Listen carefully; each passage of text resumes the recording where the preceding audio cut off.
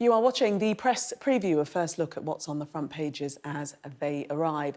It's time to see what's making the headlines with Madeline Grant, assistant comment editor at the Daily Telegraph, and Anna Soubry, barrister and former government minister. They'll be with us from now until just before midnight. So let's see what's on some of those front pages for you now. Well, the Eye looks at the worsening winter crisis engulfing the NHS and says it's come after years of warnings from doctors, paramedics and financial experts.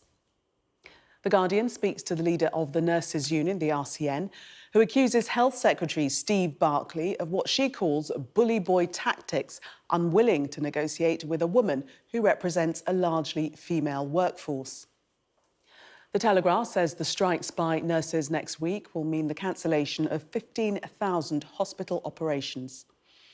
The Financial Times leads with a warning from the Chancellor to trade unions that the wave of pay strikes this winter is threatening the country's economic recovery and that high wage demands only hurt the workers they're trying to protect. The Times focuses on the rail strikes with a warning to passengers that services will be disrupted every day for a month, at least until January the 8th. According to the Mail, the strikes will hold Britain hostage, and it carries a warning of people not to fall ill, rely on trains, or even send Christmas cards. The Express claims an exclusive with comments from the newest country to join the Commonwealth, Gabon, which says that Harry and Meghan are tarnishing the late Queen's legacy with their Netflix series, which criticises many aspects of the royal household. Game of two halves. The Star looks ahead to the England-France World Cup quarter-final in Qatar, predicting that 30 million people in the UK will tune in to watch. While the Mirror sums up England's chances against France this way: yes, we can.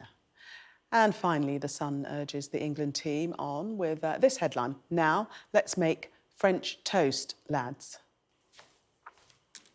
Hope you get that. And a reminder that by scanning the QR code you'll see on screen during the programme, you can check out the front pages of tomorrow's newspapers while you watch us. And we are joined tonight by Madeline Grant, assistant comment editor at the Daily Telegraph, and Anna Soubry, barrister and former government minister. Welcome to you both. Let us start with the FT and their front page. Hunt tells unions pay demands risk locking in higher inflation, displaying his view that there are consequences for high pay rises. Madeline, take us into this. Yes, absolutely. Well, I mean, all sorts of incredibly chaotic front pages that foretell of a very chaotic winter ahead. And Jeremy Hunt has issued a warning to trade union leaders that they risk jeopardising the economic recovery with their high pay demands, saying that that will impact the fight against inflation and ultimately harm the workers that they're trying to protect. I mean, I'm not really sure that this line is going to wash. I mean, it's a tricky one to hold right now because due to the labour shortages across the workforce, companies in the private sector are increasingly offering higher wages in order to retain staff. So a certain amount of wage spiralling is inevitable, and it's harder to argue against in the public sector. But at the same time, I think what they are trying to do also is to really ram home the point that these strikes were themselves caused by soaring inflation, and that once prices get out of control, almost everything else starts to go haywire, and then more strike action, more disruption becomes inevitable, and the more it spirals, the worse it will be. So it's a very, very tricky tightrope that they're attempting to walk at the moment. And Anna is quoted as saying, if we make the wrong choices now, we won't have that 3.7% of inflation in January or February of 2024. And this will change from being a one-off problem to being a permanent problem. He's talking about that 3.7% that the Office for Budget Responsibility has predicted. Yes, and let's hope that their prediction is right. But I mean, the government is in a very difficult position because there's a limit as to what government can do to try and get a grip on inflation. We all know the consequences of inflation with soaring prices and cost of living crisis and so on and so forth. And so there is a very strong argument that government is constrained and can only, when it comes to public sector workers, only pay the in accordance with the recommendations from the various independent pay reviews and can't give those sorts of increases, which obviously many people want. And I think large sections of the public, certainly when it comes to nurses, actually supports, because, as I say, government's limited in what it can do to bring inflation under control.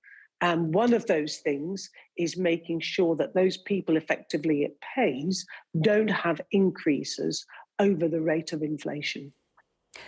We move to the Telegraph, and they are highlighting some of the consequences of the strikes. They have figures suggesting that up to 15,000 operations will be cancelled next week because of the first national strike by nurses. Madeline. Yes, that's right. And, some of these, I suppose, will be so-called non-essential operations, hip and knee replacements, cataracts and that sort of thing.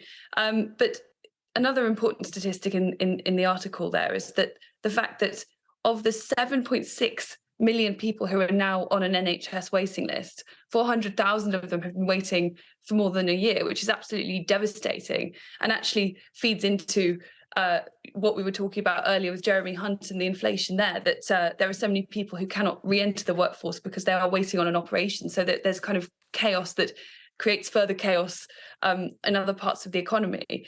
And another big worry is that with all of these, even if some of these operations are thought to be less essential, that there will just be such enormous pressure on A&E departments as people can't access their usual care, that it will have all sorts of repercussions on the most basic healthcare. So it will be, a very, very worrying time, and it's not a surprise to see it consuming so many of the headlines tonight. Yes, the Telegraph also disclosing concerns from senior military figures, unhappy that soldiers could be made to give up their Christmas to cover. Yes, and I think that this is all part of a wider narrative that actually is quite interesting, because I think this isn't just about people wanting wage rises over and above the rate of inflation because they're feeling the squeeze. I think generally in the country, there's a feeling that people are pretty pickled off, actually, and people are fed up, and they're fed up with this government. And whether this government likes it or not, in any event, when it comes to strikes, they will blame government for not fixing them, for not getting, Nick Lynch, the RMT, whatever. But in relation to the NHS in particular, I think people have just had enough of this appalling crisis that the NHS is in. And they know that the responsibility for solving that crisis lies with the government. And I may be wrong, and I know you'll correct me if I am. I don't think we've even had the details yet of the government's winter plan, have we? We certainly haven't had details of their workforce plan. And this is absolutely shameful because of the appalling state the NHS is in. And I don't think people will turn their ire on, whether it's paramedics, ambulance workers and nurses, when they go on strike. I think they will absolutely blame this government, rightly so, for the way it's let down the NHS over a number of years now. But we hear from members of the government, Conservative MPs, their message to the public: don't fall ill, don't rely on trains, and forget sending Christmas cards. The headline there that really the country's being held to hostage. I mean, do you agree with that, Madeline? Well, it all feeds into this feeling that is so common right now, that, nothing really seems to work, that everything is a bit broken and ossified, and living normal life is very, very difficult. And I think Anna's quite right that people will, for better or worse, always blame the government for that. Ditto inflation, even though it may be a global phenomenon, it's the kind of thing that tends to topple whoever is in charge when it gets out of hand. There's so little wiggle room for what the government can do, both in terms of how they can get this under control, given the very limited space they have for manoeuvre, but also, I think, in trying to regain the narrative in any way, shape or form. I mean, it does seem like the strikes is about one of the very few issues that they're actually able to take the fight to the Labour Party a bit, because there are just so many issues that it's, they gain nothing by mentioning them. They can't talk about the NHS because it's a complete disaster. But with the strikes, it's perhaps one area where it does make the Labour Party a bit uneasy about. But on the whole, it seems that so many things across the board are no longer functioning, but also the government's ability to counteract that narrative with either words or action is also incredibly weak. Christmas is going to be miserable at best and dangerous at worst. Do you agree, Anna?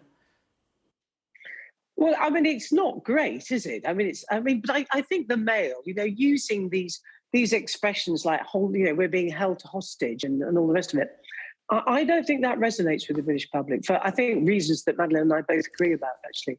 I think there's this sense that things aren't working and everybody's just fed up. Now it's cold.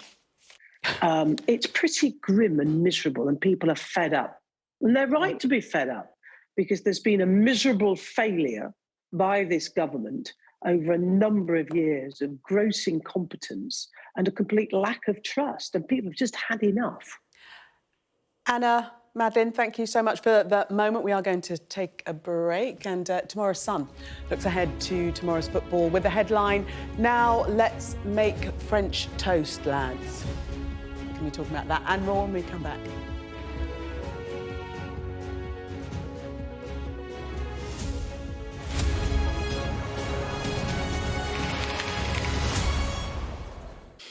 Welcome back. You're watching the press preview. Still with me, Madeline Grant, assistant comment editor at the Daily Telegraph, and Anna Soubry, barrister and former government minister.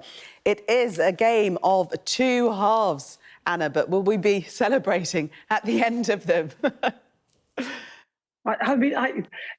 Look, I'm of that age where I have spent so many hours watching England play, full of hope, full of anticipation, desperate for them to win. And then, of course, all my dreams being shattered.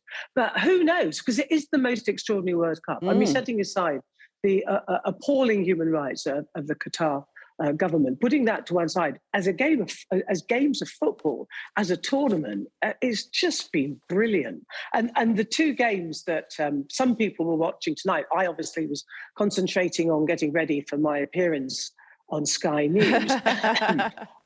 But I mean, those two games, to see Brazil go out and a penalty shootout, extraordinary. And then to see Netherlands getting that second goal, then going to the extra time, and then another penalty shootout.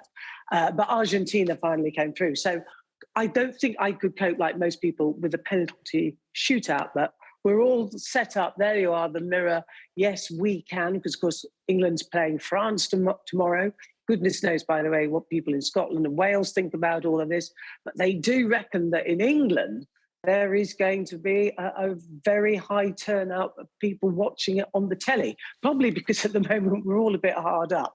So we're all staying in, huddling around one bar on the electric, because nobody can really afford the energy. But in all seriousness, it could be a cracking game, or it could yet be another night of profound disappointment. No, let's be positive. Let's be positive. A TV audience of 26.9 million are expected to watch. And according to The Sun, we're hoping to make French toast of the opposition, Madeline. Although it says that and it pictures Harry Kane. But anyway, we'll look over that mistake. Well, it's quite hard to say which of these front covers is winning the battle of the puns, and I quite like the simplicity of "yes, we can." I mean, it's extraordinary, the World Cup fever. I mean, I'm the first to say I'm one of these fair weather football viewers, and I'll kind of dip my toe in when things get exciting and if there's something big happening. But there's something about the World Cup magic that even my uncle, who's a season ticket at Aston Villa, would not forgive me for saying this, but people who can sort of take or leave football under normal circumstances. We had it on in the newsroom at work today, Croatia v Brazil, and I watched it for about 5 minutes, and all of a sudden I was thinking my entire future happiness and well-being depends on Croatia beating Brazil and knocking them out of the World Cup. There's just something about, as Anna says, there's been some extraordinary matches, and I know what I'm going to be doing on Saturday. I think it will be, if it's too tight, I mean, not least because even people who don't care all that much about football, a lot of Brits care very much about beating the French.